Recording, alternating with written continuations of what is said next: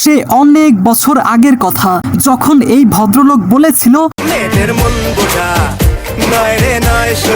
কিন্তু বর্তমানে ঠিক একই ভদ্রলোক বলে কিনা, ভাই আমি মেয়েদের মনের কথা শুনতে পাচ্ছি। I am just kidding bro. তো মুক্তি পেয়েছে অঙ্কুশ হাজরার আপকামিং সিনেমা নারী চরিত্র বেজায় জটিলের অফিসিয়াল ট্রেইলার। কিছুদিন আগে এটার টিজার মুক্তি পাই, তবে আমি সেটা নিয়ে কোনো কথা বলিনি। তো যাই হোক, ইউনিক কনসেপ্টের এই ট্রেইলার দেখে নিলাম। কেমন ছিল সেটা তো অবশ্যই বলবো। তো কেমন ছিল ট্রেইলার? এটা কি জমাতে পারলো? আর এটার মাধ্যমে কি অঙ্কুশের কামব্যাক পসিবল? সবকিছুই ডিসকাস করব, তবে তার আগে চ্যানেলটা অবশ্যই সাবস্ক্রাইব করুন। আরে বাহ, আপনাকে থ্যাংক ইউ।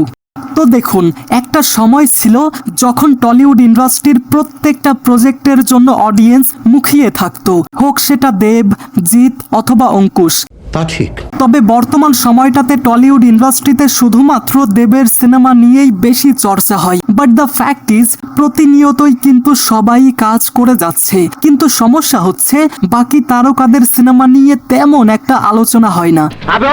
আচ্ছা, অনেক কথা বললাম, coming back to the main topic. তো ট্রেইলার দেখে যতটা বুঝলাম, এটা এমন একটা স্টোরি লাইন ফলো করবে।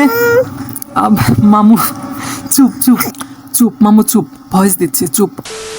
তো ট্রেইলার দেখে যতটা বুঝলাম, এটা এমন একটা স্টোরি লাইন ফলো করবে যেখানে অঙ্কুশ সবার বিয়ে করায়। সোজা বাংলায় বলতে গেলে ঘটক, তার অপোজিটে রয়েছে তার অফস্ক্রিন গার্লফ্রেন্ড ঐন্দ্রিলা। ভালোই লাগে। যাই হোক, আর আপনারা হয়তো জানেন একটা বিয়ে করাতে গেলে একজন ঘটকের সামনে কেমন কেমন সিচুয়েশন আসে, আর কত ধরনের মিথ্যা এবং বানোয়াট গল্প বলতে হয় জানি। এরপর স্টোরি লাইন এমন দিকে মোড় নেয় যেখানে অঙ্কুশ পাই একটা সুপার পাওয়ার। ইয়েস, আপনি ঠিকই শুনেছেন। আর পাওয়ারটা হলো সে মেয়েদের মনের কথা শুনতে পায়, অর্থাৎ কোন মেয়ে মনে মনে কি ভাবছে সেটা সে বুঝতে পারে। সত্যি আমার এই পাওয়ারটা দরকার। যাই হোক,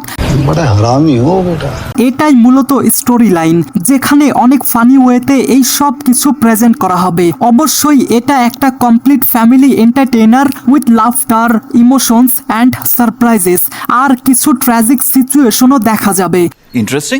মন থেকে একটা কথা বলি, আমি অনেক দিন পর টলিউডের কোনো সিনেমার জন্য এক্সাইটেড। জানি না বাংলাদেশে এই সিনেমা মুক্তি পাবে কি না। যাই হোক, তো আর সত্যি বলতে আমি এটা এনজয় করেছি, এবং এটার কোনো নেগেটিভ পয়েন্ট আমি কিন্তু খুঁজে পাইনি। কেননা আপনি যখন কোনো কিছু এনজয় করবেন, তখন ব্রেইন ব্যবহার না করাই ভালো। তোমার কথা শুনে মনে হইতেছে তুমি বিরাট জ্ঞানী মানুষ হয়ে গেছো। ওকে, এবার কথা বলা যাক ওয়ান অ্যান্ড অনলি অঙ্কুশকে নিয়ে। দেখুন, অঙ্কুশ হাজরা কমেডিতে কতটা এক্সপার্ট উই অল নো। বর্তমান সময়টাতে কমেডি ধাঁচে অঙ্কুশের ধারে কাছেও কেউ নেই।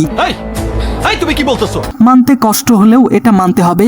যাই হোক, অঙ্কুশ বরাবরই কমেডিতে অনেক বেশি এক্সপার্ট, আর কোথাও না কোথাও অডিয়েন্স অঙ্কুশকে কমেডি অবতারেই দেখতে পছন্দ করে। হ্যাঁ, যদিও অঙ্কুশ কিছু অ্যাকশন সিনেমা ট্রাই করেছে, বাট সেগুলো তেমন একটা ইম্প্যাক্ট ফেলতে পারেনি। কিন্তু যখনই সে কোনো কমেডি ক্যারেক্টার প্লে করে, অডিয়েন্স সেটা সাদরে গ্রহণ করে। সঠিক বলেছেন। তবে আমার মনে হয় অঙ্কুশের লুকস নিয়ে একটু কাজ করা দরকার। আই মিন, কেন জানি আমার কাছে মনে হয় এখানে যদি তার হেয়ার স্টাইল একটু ড্যাশিং হতো তাহলে ভালো লাগতো। এটা আমার পার্সোনাল মতামত। তুমি কি পাগল হইলে না মাথা খারাপ? তো গাইস, আপনি কি অঙ্কুশ হাজরার নারী চরিত্র বেজায় জটিল সিনেমার ট্রেইলার দেখেছেন? যদি দেখে থাকেন তাহলে আপনার কাছে কেমন লেগেছে আপনাদের মতামত কমেন্টে জানাতে ভুলবেন না যেন। ঠিক আছে, তাইলে চাচা আজকের মতো আমি যাই। হ্যাঁ, তাহলে এখান থেকে চলে যাও।